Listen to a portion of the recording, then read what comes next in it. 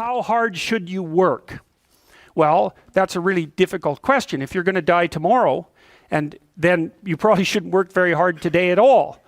So one thing you might say is that the degree to which you should work hard is dependent on your assumptions about the stability of the future. We actually know this to be true because if you put people in wildly uncertain circumstances, they discount the future, which is exactly what you should do, right? It only makes sense to store up goods for future consumption if the future is likely to be very similar to the past and the present. You need a stable society for that.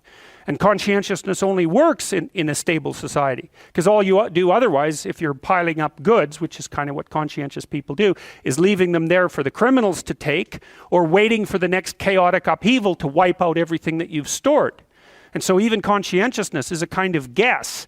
Hardworking people say, well, you know, sacrifice the present for the future. That's great, as long as the future is going to be there and you can predict it. But if it's not going to be there and it's unpredictable, then the right response is take what you can take right now while the getting's good. Now, you know, obviously there are troubles with that too, and I'm speaking, you know, I'm offering rough rules of thumb, but I'm trying to provide you with some indication of how and why these difference in value structures exist, because they're applicable in different environments. You know, sometimes in a dangerous social environment, it's not obvious that being an extroverted person is a good idea, because extroverted people, they stand out, especially if they're extroverted and creative, right? Because not only are they noisy and dominant and assertive, they're also colorful and flamboyant and provocative.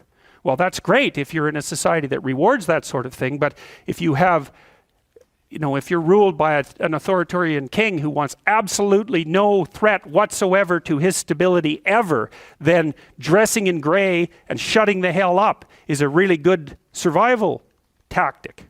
So the utility of the trait depends on the structure of the environment that surrounds it. And that's why there's variability in traits. And so you have to be careful when you're thinking about it from a strict scientific perspective, to make the assumption that positioning at any place on the normal distribution is preferable to positioning anywhere else. Now, one exception to that might be IQ. Because one of the things that you can see with IQ is that people with higher IQs seem to do better, but that's also only true in complex societies.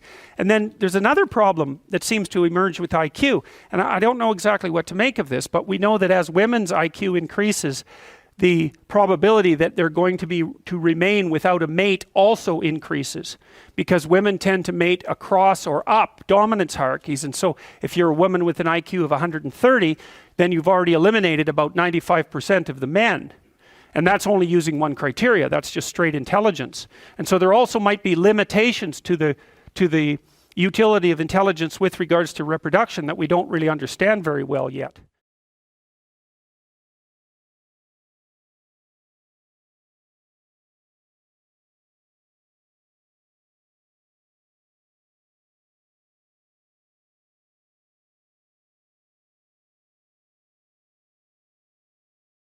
Thank you.